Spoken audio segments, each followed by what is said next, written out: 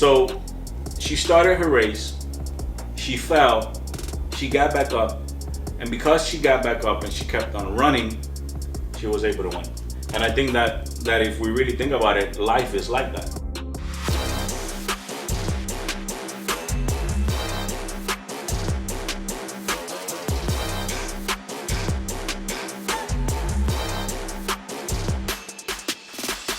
All right, guys, welcome back to another episode number 3 of Flip and Seats podcast.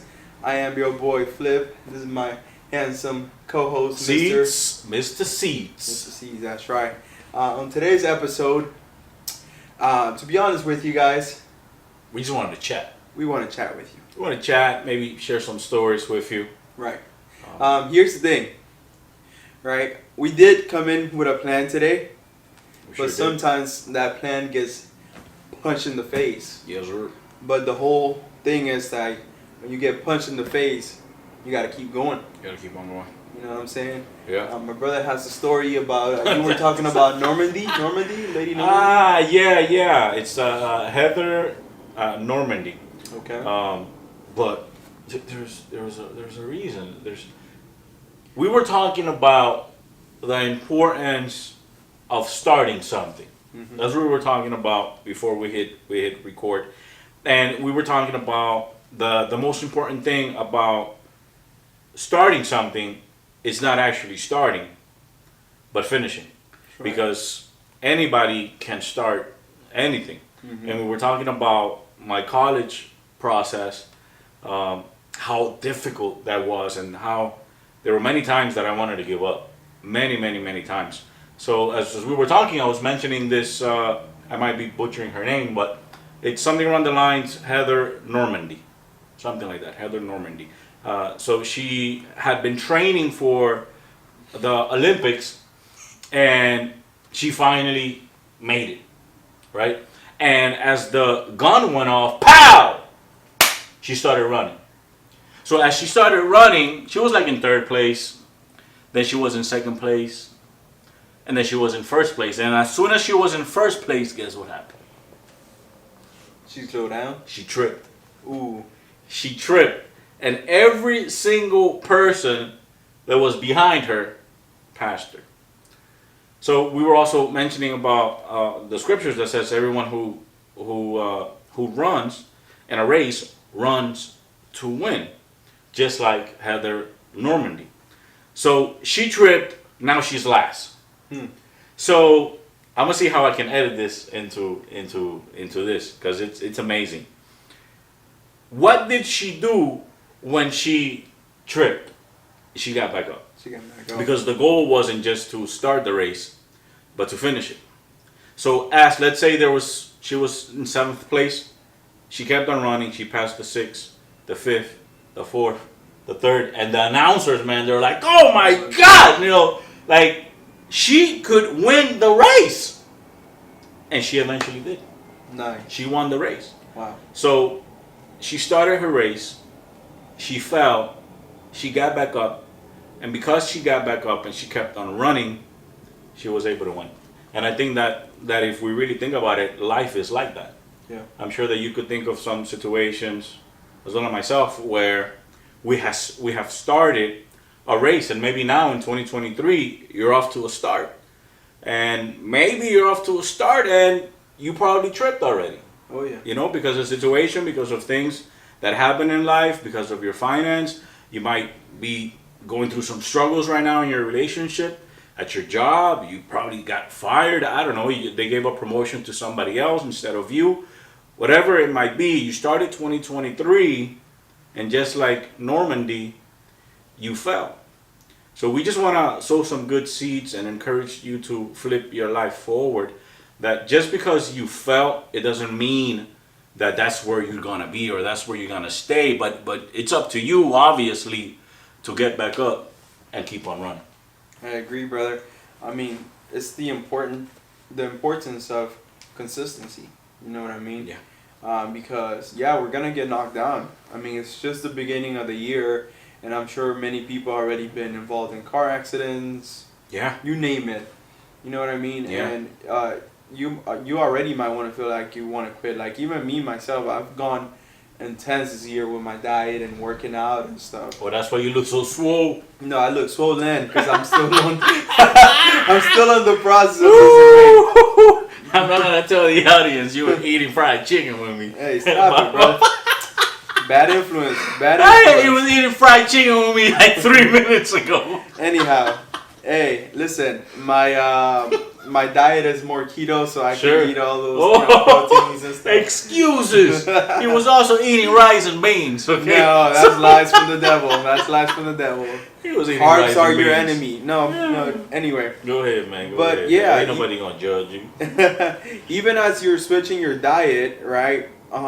You're gonna go through periods of like headaches and things of that nature. Yeah. And then you pass by a bakery and you see that delicious, Pastelitos, man. pastelitos, Croquetas. and cheesecakes and everything.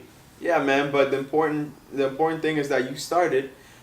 Like we said last time, you have that one goal, or the 2-3 goals, whatever that goal is. You have to make sure you keep going towards the goal. Yeah. You know what I mean? Not give up along the way. Yeah. And not giving up doesn't mean that you're not gonna fall eventually, trip, Yeah. get knocked down, get pushed down. But the thing is, you have to get back up. Because what happens is life works that way, right?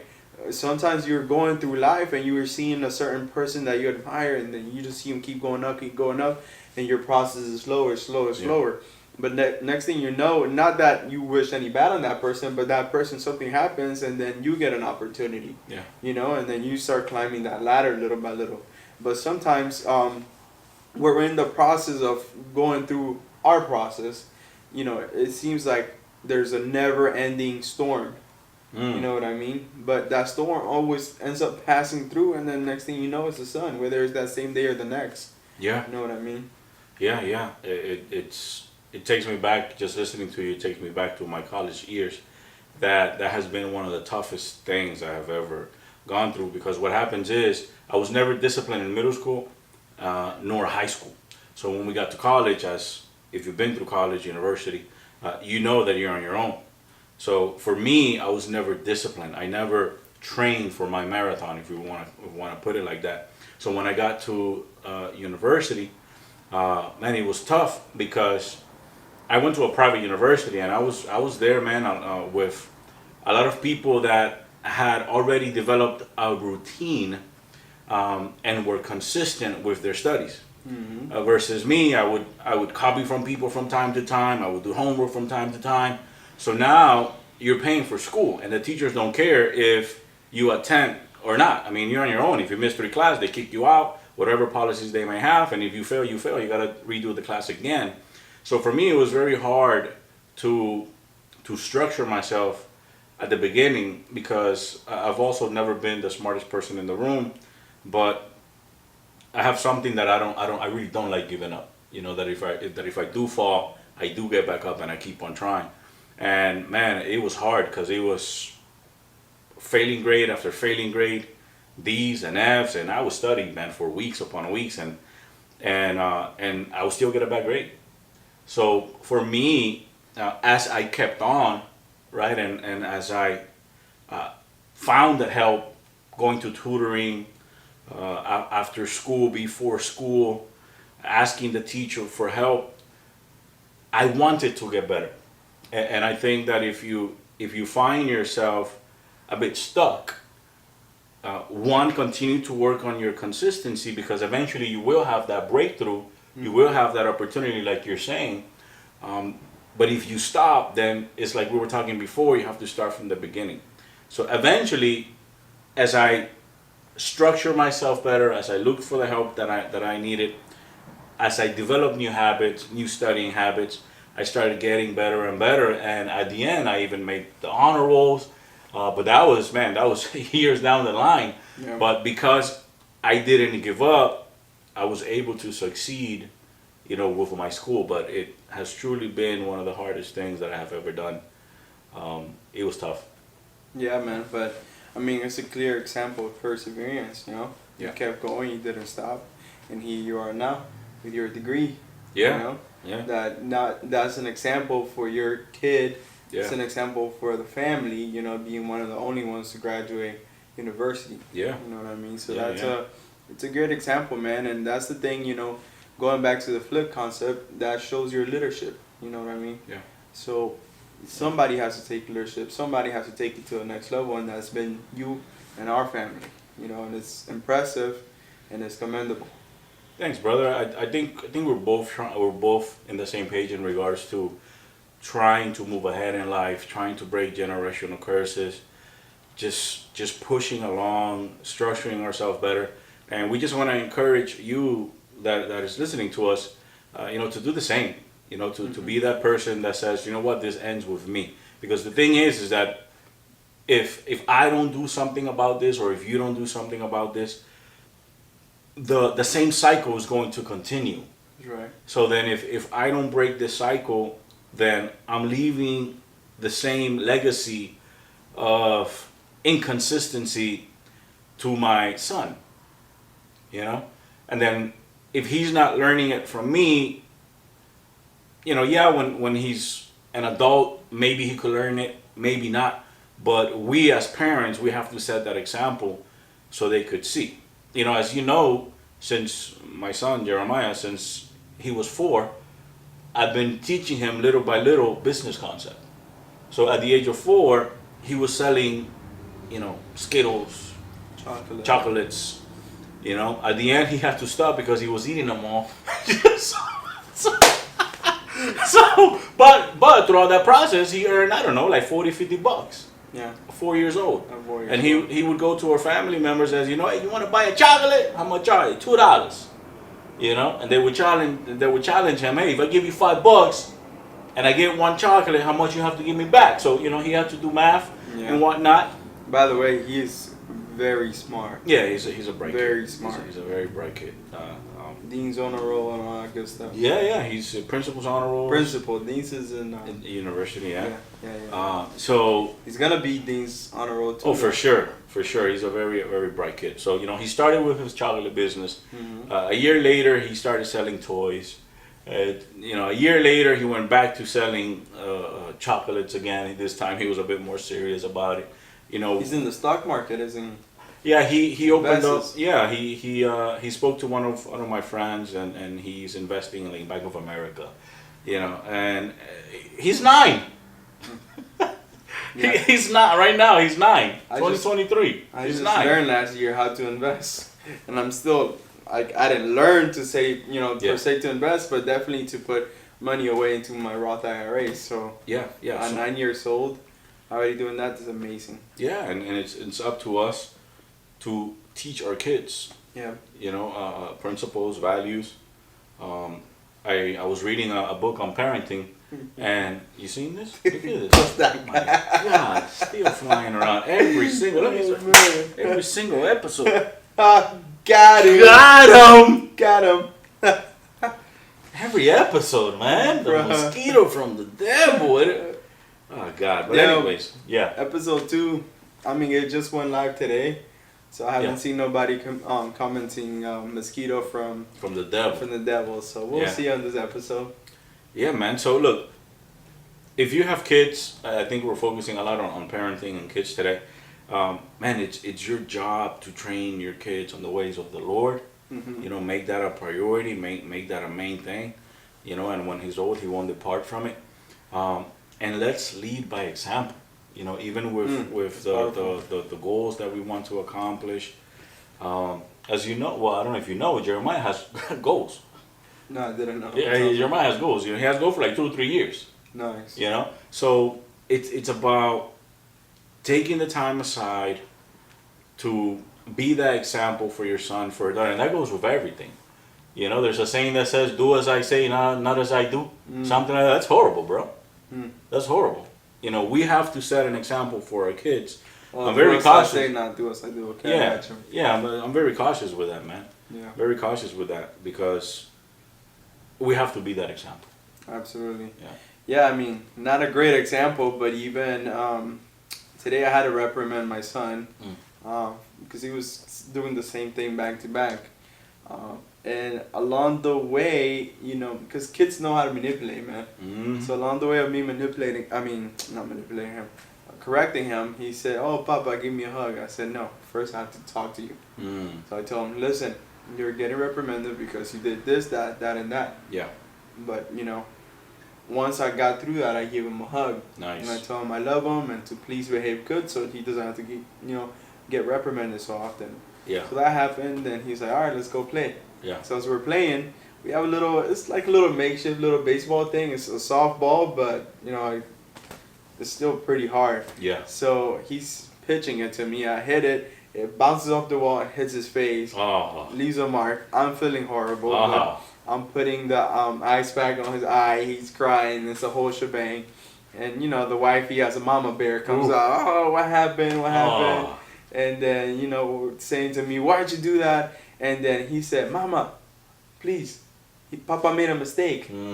Like he went back a few seconds and remember while I was reprimanding him, I was also showing him mercy and giving him a hug at the end. And you know love. what I mean? Yeah. So it's that perfect example of they're gonna do what you teach them. Yeah. You know what I mean? And not only that, they're gonna do what you do because they watch you. You know, so it's a great thing you mentioned. Yeah, even the when it comes to addictions, Mm-hmm. that we even have to be careful with that. Absolutely. Sorry, I'm sorry, I got distracted. It's like a whole family of them. A whole family. Don't make Mom Salon look that bad. It's like 2 or 3, all right? And it's probably when we open the door. I'm sorry, Mom. Legs back there. I'm sorry, Mom. Don't kick us out. Don't kick us out. Oh, man. I didn't forget what I was talking about. The mosquito distracted me. Yeah, no, so you were talking about, being careful with having addictions around the kids. Yeah. Because, I know that it all depends. It's like the story that... it's like the story that the two kids, they grow up in a home where the dad is an alcoholic. Mm-hmm. And then they grow up and one kid grows up to be an alcoholic. And then the other kid grows up to be like a successful businessman that had nothing to do with alcohol. So, they asked him, "Hey, how come you're an alcoholic to the alcoholic?" And he said, "Well, because my father was an alcoholic." But then they asked the same question to the businessman, and that how come he was so successful, and he said, "Well, because my dad was an alcoholic." So at the end of the day, you grow up and your child could either go towards whatever it is that he or she might be seeing at the house, or they could go on the complete opposite, like the story that I just mentioned. But why place your kids in that situation? Why not just, and again, nothing wrong maybe with social drinking, is that how you call it? Yeah. Drinking socially, whatever, Well, if you're able to control yourself and stuff. Yeah. But we have to be careful. We have to set that good example. Yeah, the whole alcoholism, as I spoke before, I struggled with it. And then the problem is, like, if you already cross the line where you're an alcoholic, there should be absolutely zero drinks near you. But if you're a person that, like my buddy Oscar, he can totally have a nice piece of steak with a cup of wine just like you can, and there's absolutely no problem. But a person that struggles and already knows that they struggle, there should be no alcohol near them. You know what I mean? Yeah. And you just it, right? You that are watching, if you've crossed the line, and the line when you cross the line, you have a blackout. Like when you've drank so much that the next day you don't remember, like that's completely unhealthy. That's crossing a line, and and there's many other measurements that would tell you that. Because everything around your life is gonna revolve around alcohol when you're struggling with that. Yeah, so I think that if we are, we're talking about parenting, we're talking about being careful, what you're doing at your house because your kids are watching. So, in other words, what we're trying to tell you is also to be intentional, about your parenting style, your parenting techniques.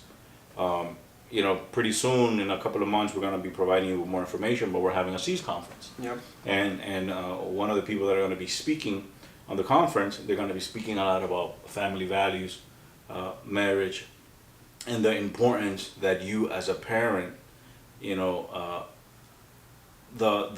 impact that you have on your kids. So in the upcoming weeks, we're going to be giving you more information in regards to that. but for sure we want to encourage you guys to attend, because I think that a lot of value added is going to be shared, and you're going to be able to grow Yeah. in your parenting styles. I mean, if I may add a quick deal, there's a difference between being there with your kids and being there for your kids, right? Just a quick deal, like if you're like perhaps us, right? We're business owners, and we're also parents. So a lot of times when we're home, we're truly not at home because our mind is still in our business. How am I gonna meet this quota? How am I gonna pay this person? How am I gonna make a next sale, whatever? Yeah. And then you're there with your kid, but you're really not there with your kid. So a big thing is to be intentional. It's better for you to give your kid 30 minutes of intentional time Yeah. than to give your kid 2 hours, but you're still on your phone. Yeah. You know what I mean? Because the connection that you have with your child, like I was going back a couple of weeks ago, I'm practicing this, right? So not a couple of weeks, like 3-4 days ago, I'm playing with my son, and I grab his Spider-Man toy, and I start pretending to be Spider-Man, and it was so awesome that my kid in front of me was having a conversation with the Spider-Man toy I was holding. He was present. Yeah, And he was he was so engaged, Yeah. and I was enjoying it so much I didn't want it to end.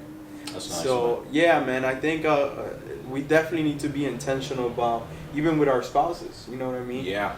Because we're all guilty, and I Yeah. think even you know, in general, people were so hooked on, you know, even where you're watching us or listening through us right now. We're so hooked on social media, technology that we are not connected with our, you know, significant others. Yes, sir. And you know, recently I was watching also another podcast, and a gentleman was talking about how artificial intelligence is coming really strong, man. And we've got to be careful with that, because these technologies, what they're gonna do is they're gonna move away a lot of humans from the task force. Yeah. And you know, replace them. So I think we have to make sure we are growing consistently every day. So another thing is you have to be intentional about your growth. If you're listening to this podcast and you made it this far, that means you're really trying to grow. Yeah. Or you know, you just like us because we're handsome. But nah, Oh, it's man. not. It's more like option number one. Well, there's a truth to that as well. You know, the Somewhat. second thing. Let me go back a little bit on what you said, because I had some issues with some family members where I would be talking to them and they'll be on their phones, Oh yeah. and I'll be like, "Yo, like, give me your undivided attention." No, I can multitask. No, you're on your phone. You're on social media. Let me talk to you. Let's connect. You know, even with spouses. You know, one might be trying to have a conversation with the other, and the other one is just there on the phone. Guilty. You know, and then, you know, the wife or the husband's like, "Yo, like, you know, I'm over here. You know, I'm trying to communicate with you." So now, you know, whether you like it or not, you are putting your spouse second and the phone first. You know, so and same thing applies with your son. You know, sometimes we get, you know, with the everyday running around everywhere. We've mentioned it before. You wake up, you get the kids ready, you take them to school, you go to work, you come back, you're an hour in traffic, you have to cook, you have to maybe pick up a little bit. The kids have to do homework, then they have to shower. Then, you know, so it's crazy. Yep. So we have to be intentional about separating those 30 minutes, because if we ask you, and we're asking myself as well, right? How much time do we truly dedicate to our kids? Like, truly, like you were saying, you were playing Spider-Man with him for those 30 minutes. That's awesome, bro. You know, I need to work on that, you know, because of the same thing, the run around. I fail at times to separate, you know, that time, even though, you know, I also do try to obviously spend time with my kid. But, man, we got 24 hours in a day, so how much time are we spending connecting, being present, you know, with our kids and with our significant other? You know, if we might be going through things in our marriage, maybe we're not dedicating the time to our spouse that we need to be dedicating, you know, to. Last week we spoke about going through the plan 168. I wonder how many people did it.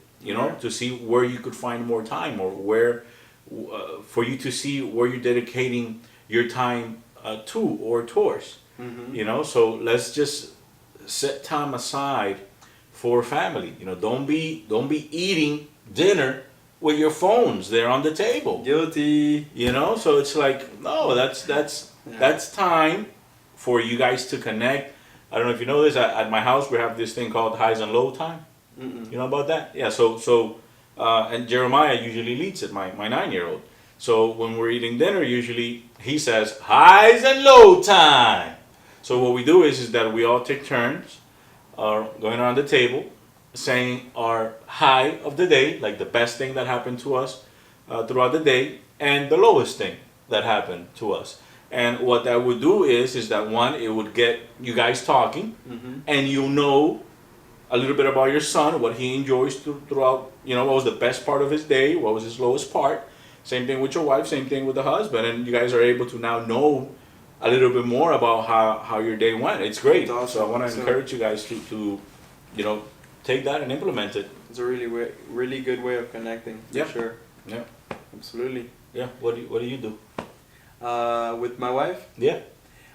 We started last week, which we haven't followed through on it. Definitely is reading devotionals at night before bed. So that's something that was working really good, I feel. Oh, so for definitely sure. we have to work on that. So unfortunately with the dinner deal, what we've done, and quite frankly it's working for us, right? What we do is our time while we eat, we watch our own favorite show. So it might be bad or it might be good. Wait. Pause.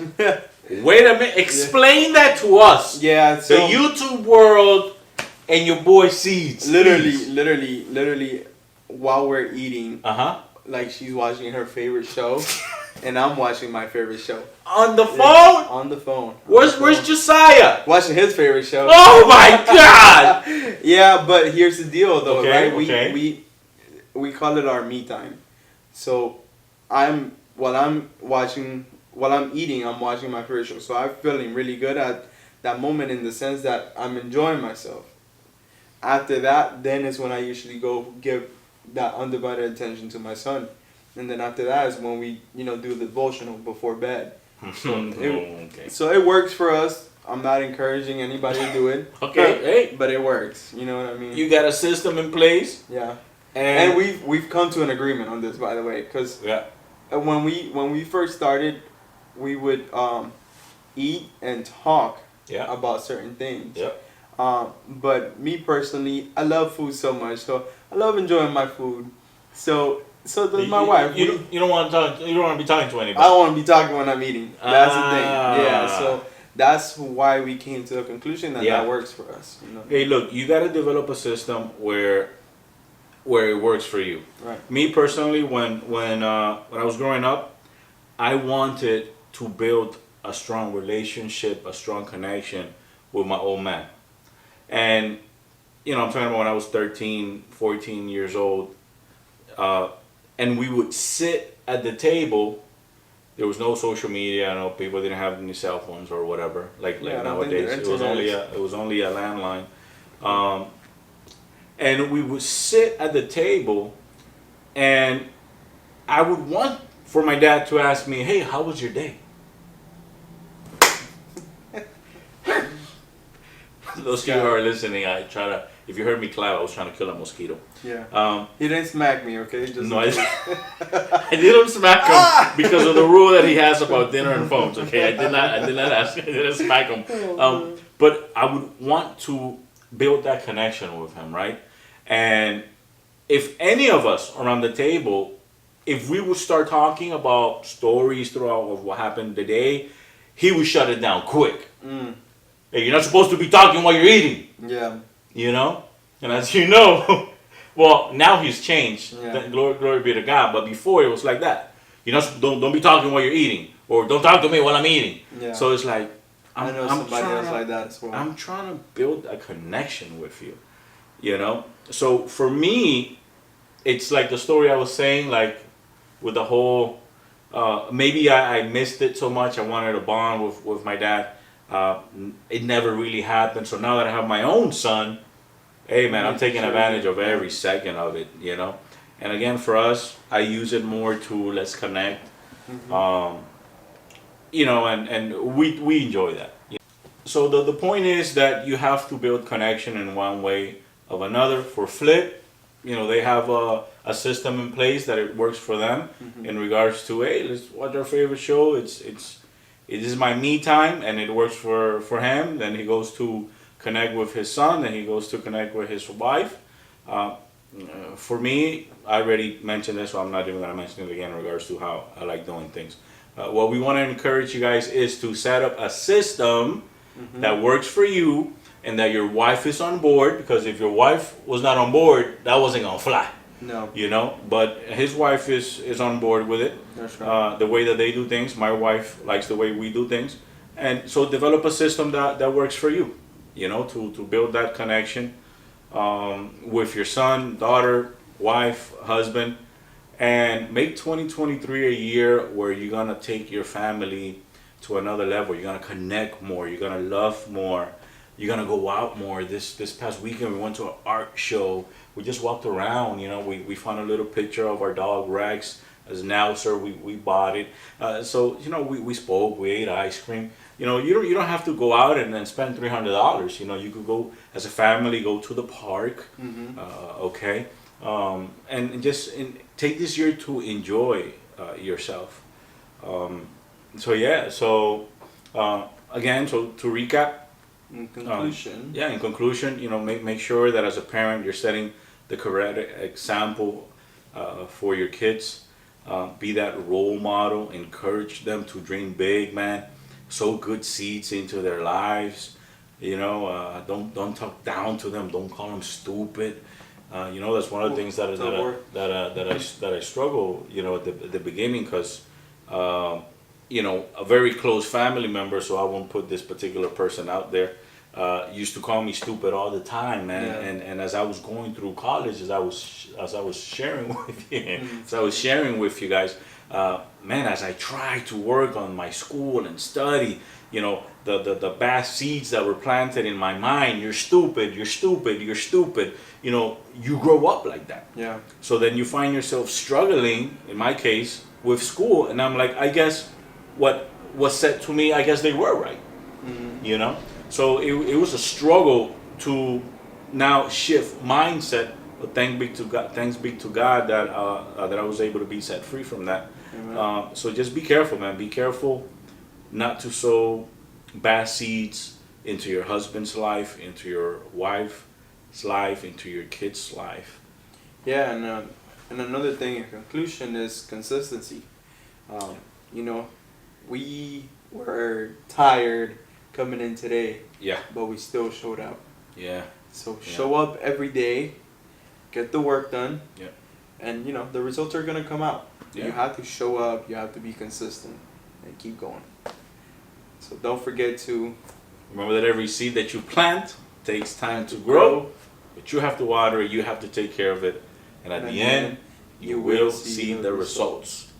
Don't forget to sow good seeds and flip your life forward. Peace.